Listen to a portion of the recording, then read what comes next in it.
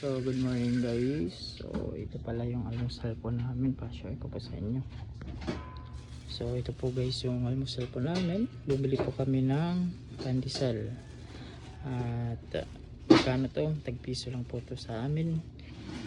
Tagpiso lang po, mumurahin lang po yung aming binibili. Kasi wala po kami budget na malaki.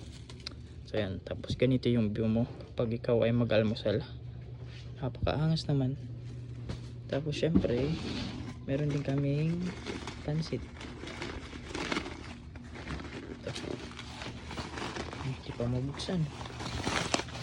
So guys, may pansit kami. So yan, pansit din kami. 25 pesos isang balot. So ayun nga guys, almusal na kayo. Huwag kayong magpapagutom, lalo na yung mga papasok sa trabaho. So ayun nga guys. Bye.